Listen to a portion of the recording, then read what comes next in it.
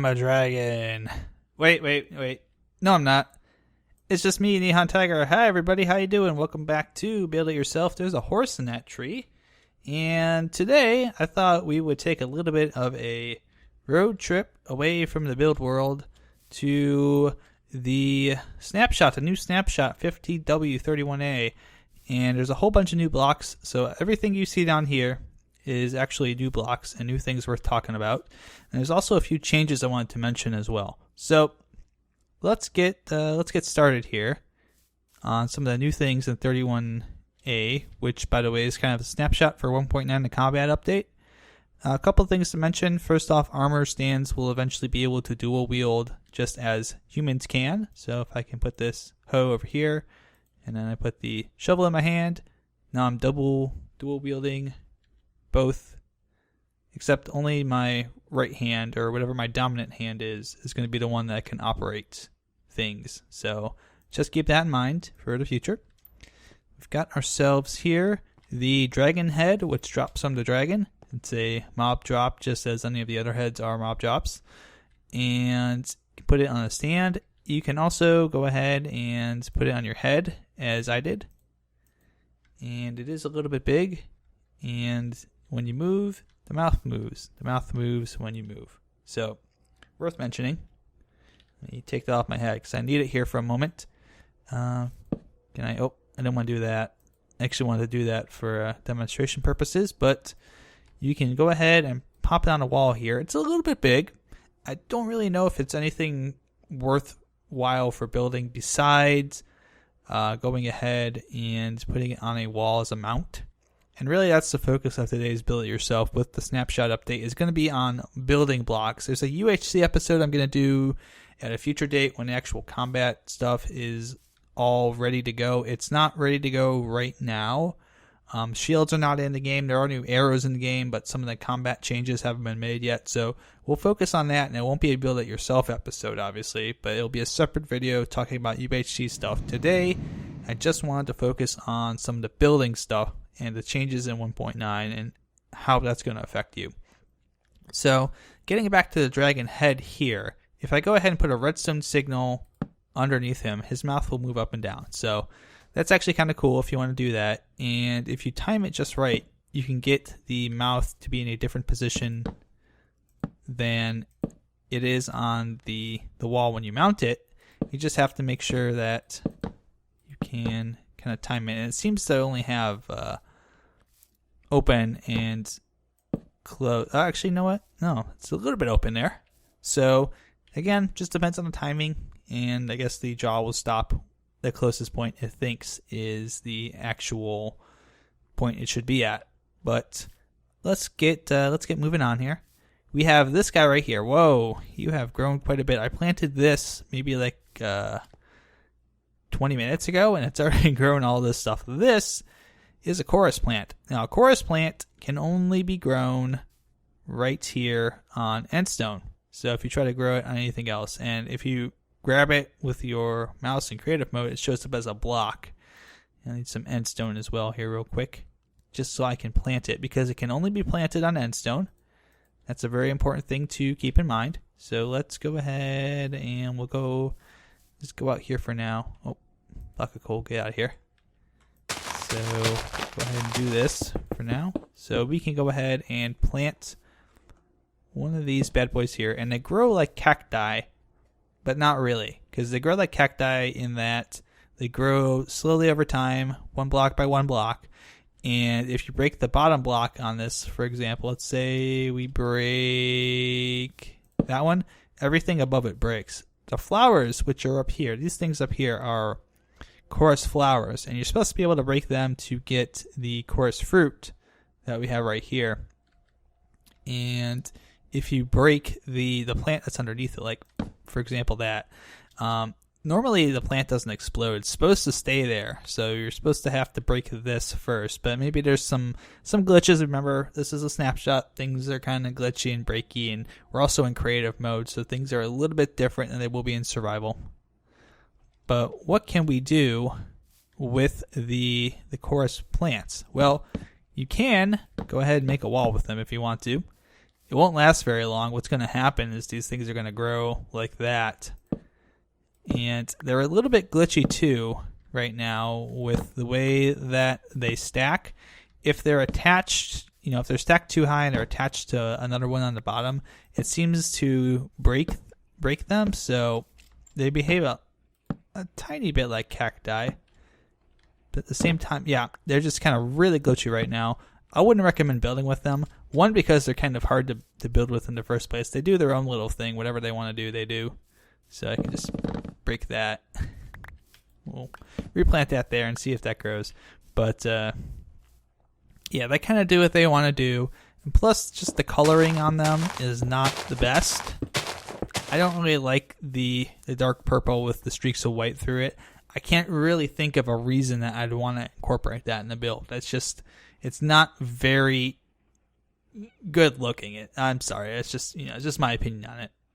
However, the chorus fruits that they do drop have a little bit of a use. You can put them in a furnace with any sort of fuel, and eventually what happens is they will smelt down to something called a popped chorus fruit. Not a cracked chorus fruit, a popped chorus fruit. Once you have enough popped chorus fruit, you can basically treat them like quartz. Take them, arrange them in a square shape with 4 of them like so, and you get purpur blocks. Purpur blocks can then be changed into stairs and slabs. Those slabs can then be turned into purpur pillars by stacking 2 vertically. And here are all of the purpur blocks in their natural environment. So you can see they're definitely purple, excuse me. I'm going to keep that typo in there. But the stairs do what stairs do. The slabs do what slabs do. The blocks themselves kind of remind me a little bit of the prismarine, except they're purple. And they have a nice texture on the outside. But I don't know if I necessarily see this as kind of a block that you would use to build, unless you're building something that's going to be exceptionally purple, like a giant purple dragon of doom or something. And like, we're ever going to do that. All hail the big fat purple dragon. All hail the big fat purple dragon. Yeah, it's just a stupid idea. Anyways, the other thing that you can use the purpur blocks to make is the purpur pillars, where really the slabs make the pillars. And the pillars, I think, have a little bit more use because they can be stacked in manners that, you can stack wood and quartz pillars in, which is stack them vertically, horizontally, or even with the texture on the outside facing toward the player. Now, I like this texture on the top here. It looks really nice. And over here, I've kind of come up with a small floral pattern using only the purpur blocks and purpur pillars that I think looks really cool. But what's also nice is that there's enough blocks in the game already that kind of synergize with the purpur blocks. And you've probably guessed it's the ones that are similar in color. So, for example, light blue stained clay possibly is a possible work with this. But more importantly, stuff like the magenta stained clay or the purple stained clay, or even more importantly, the blue stained clay, I think is probably the best to match up with it, are all possible candidates. Now, there's purple wool too, but maybe it can work. It's just the right shade of brightness, I think, to contrast with the more pastel colors here. And you can see I've got the purpur pillars arranged so that their sides, the pillar sides, are facing inward, and then I've got this corner piece is just the top one. So it looks really, really nice. I think it's a good block for floors mostly.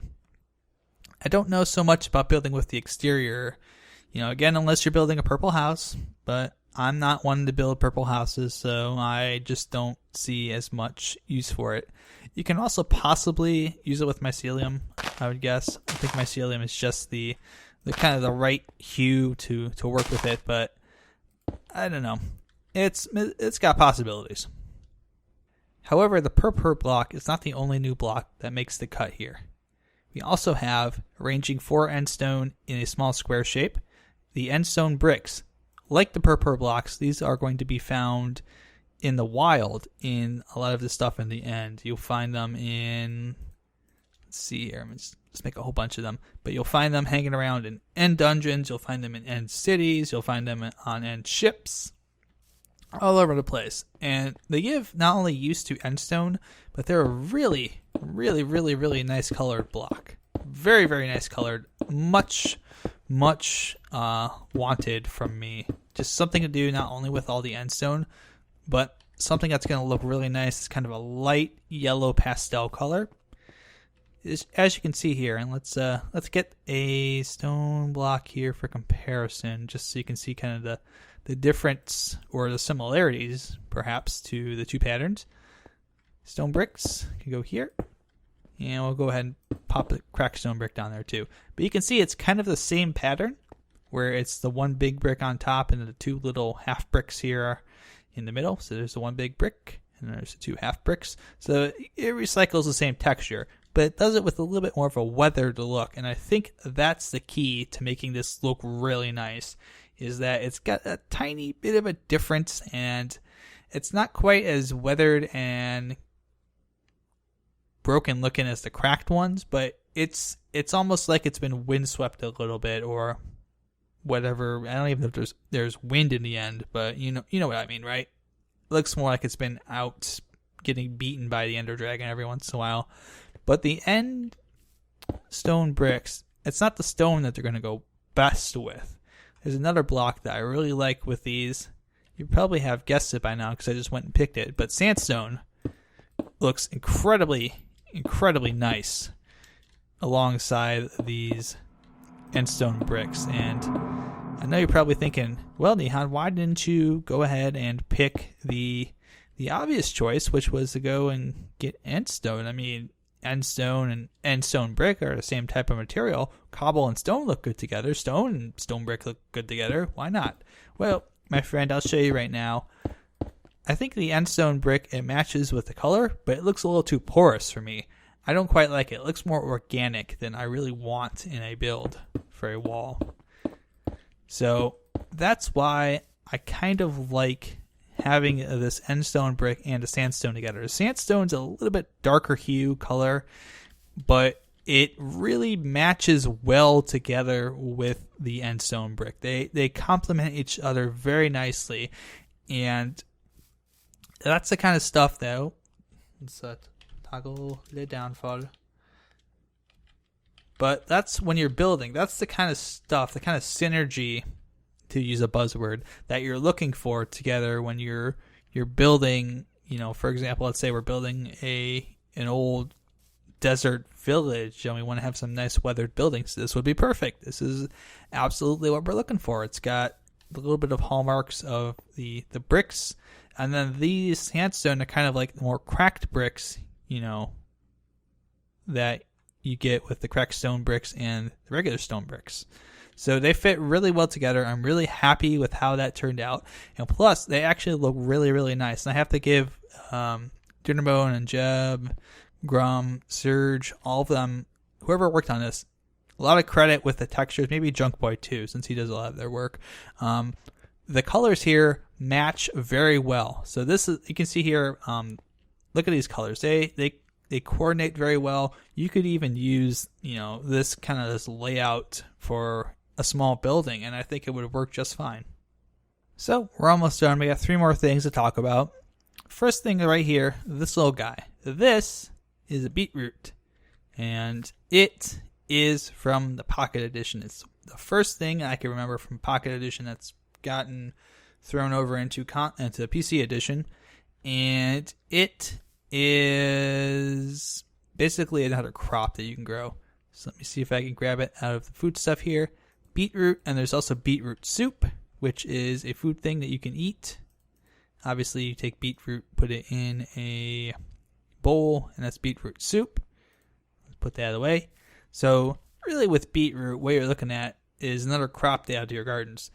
And I think it's a good choice. I think it's a really good choice to add to gardens, and I'll show you over here real quick why.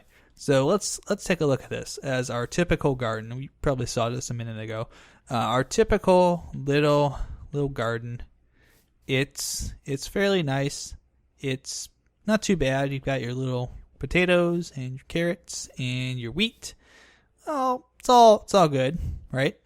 But what if we could add a little bit more color to it? Because right now it's mostly green. A lot of green, maybe some darker shades of green here, lighter shades with the potatoes, and maybe deeper hues with the carrots.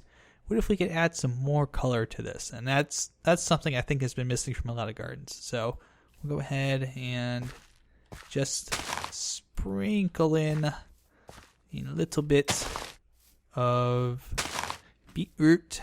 So we'll do that. We'll take a look at how this compares to the other things around it. So here's what you can see. It looks a little bit different now, doesn't it? Because the beetroot, let me see here, one right here too. Let's pop that in. So you can see right now the beetroot's leaves on the top here, the leaves on top of the beetroot are a different hue than the green leaves on top of the potatoes and the leafy ends of the carrots. It's actually a very more, I almost said very more pale, but it's a more pale coloring than either of those two. It's not as vibrant, and there's more of the red beet, root, if that makes any sense to you guys. But there's more of the beetroot itself exposed, and see the carrots here is a little bit of orange, and then the potatoes just have a little bit of yellow, but the beetroot is mostly red. So now you're getting a splash of red that goes with, holy cow, that thing is growing like mad. Crazy little thing growing out of the end stone here. And just, in case I forgot to mention it, yeah, it can only grow on end stone. So that's one of the other reasons I don't like that, is because you have to have end stone all over the place, and I'd rather be using it for walls. But you can really see that it does add a lot of color to your gardens. I think this is going to be a great addition to the game, not only from a food perspective, just gives you a little bit more food to choose from, but from a design perspective, it's going to be really nice to have all of these different colors working together in a garden. And I would be very much okay with them adding even in more different types of food and more different types of crops, and being able to diversify your gardens even that much more. Alright, now it's getting dark out, and we got ourselves a problem. We need to get some light somewhere out here. Well, I have a solution for you. This is the end rod. Now, the end rod can only be found right now in end dungeons and end cities and other structures out in the end. You can't make these, as far as I know. There's no recipe in the game for them yet. But, hi creepers. These little guys give off light in, I think, let's see, 1, 2, 3, 4, 5, 6, 7, about 7 or 8 block radius. And this is light level 14 at source. So they give off a pretty fair amount of light. And that's really nice. I like that.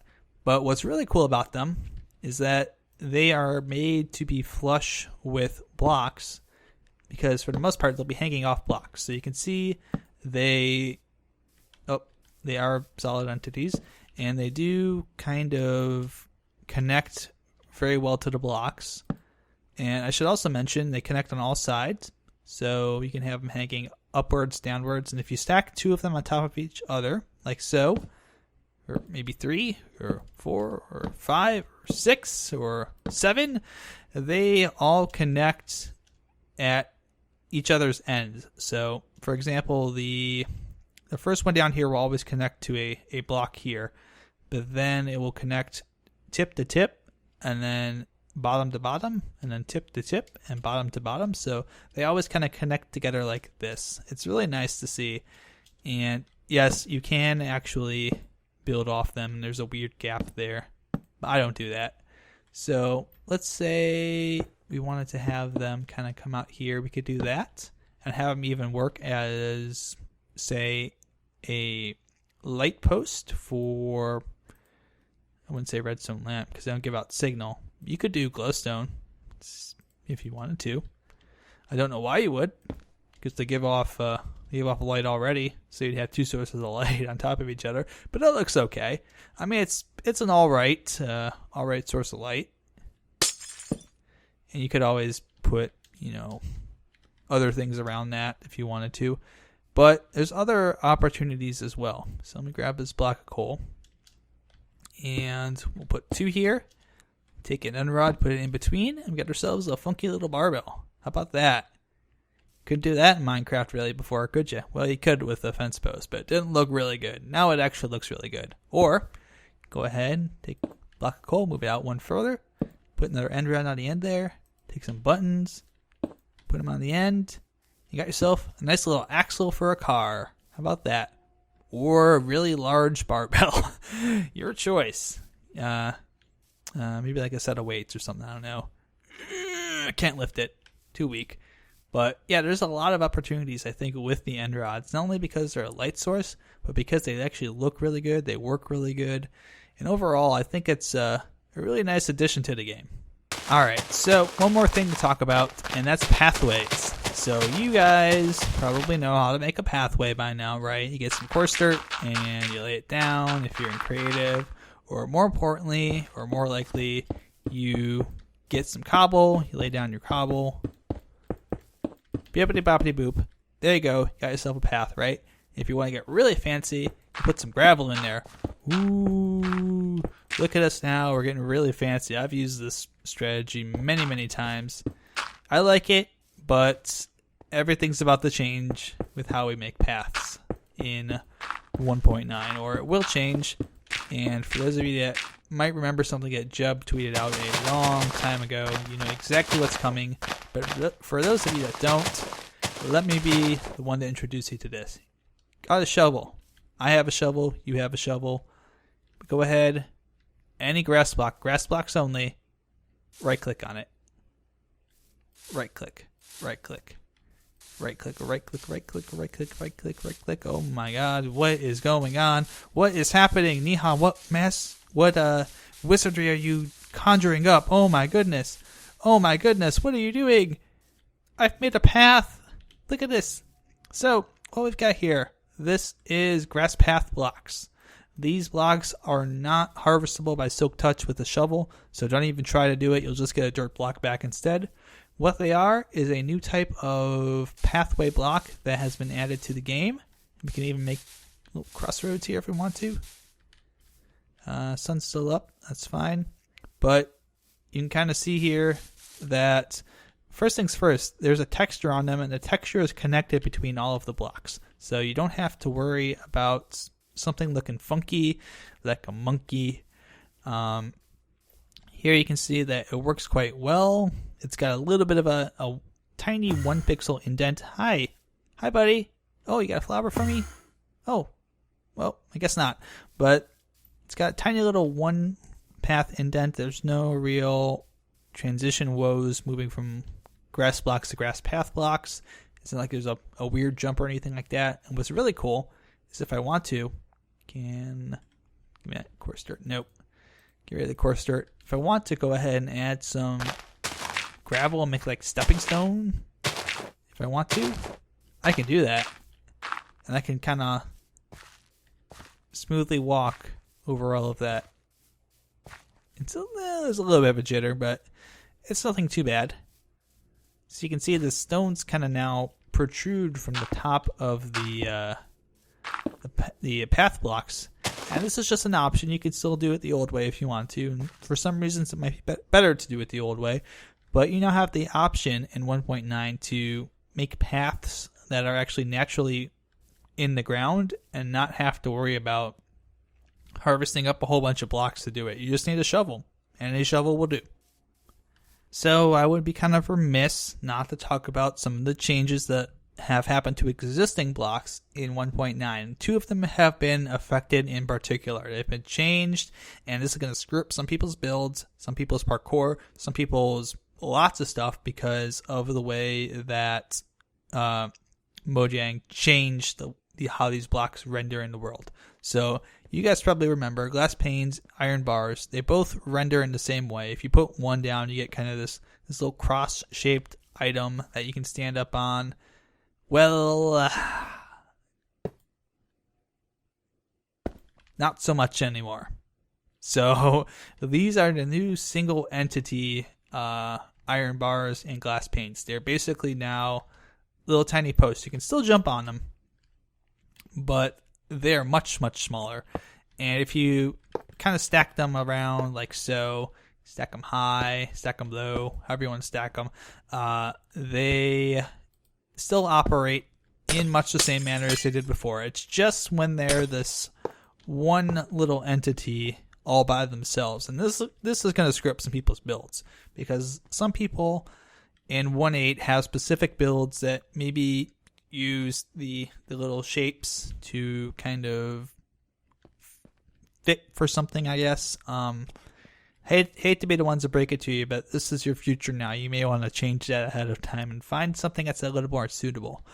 That being said, I'm sure there's going to be some good uses for having these single bars. I can already imagine around Festivus time, and this is going to be a lot nicer than having the cross-shaped blocks, the cross-shaped single blocks that used to be there. And you can also see too, it also works for when they stack one wide by however many high. So now we can actually have like a pole. You can actually have a little pole.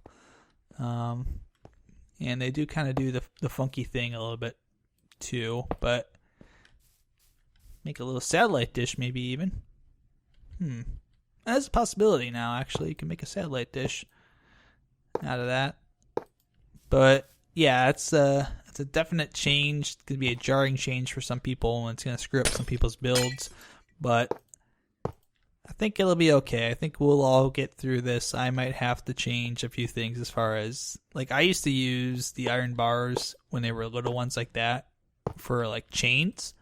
And I'm not going to be able to do that anymore. So I'm going to have to kind of figure out a new way to have that set up. And obviously, if you're a parkour master, you're going to have to to learn all your jumps over again, unless they take pity on you and change some things.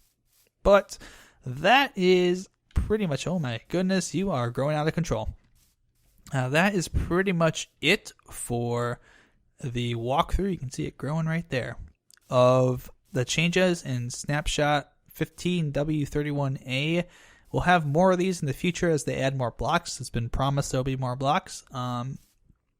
As we think of things, perhaps we can use more with these different kind of blocks. If there's any other changes, we'll go ahead and round them up in another video. I would imagine there'll be at least one more closer to 1.9 if there are more significant releases of content. I would definitely expect that. But thank you guys for watching, and have a happy building time.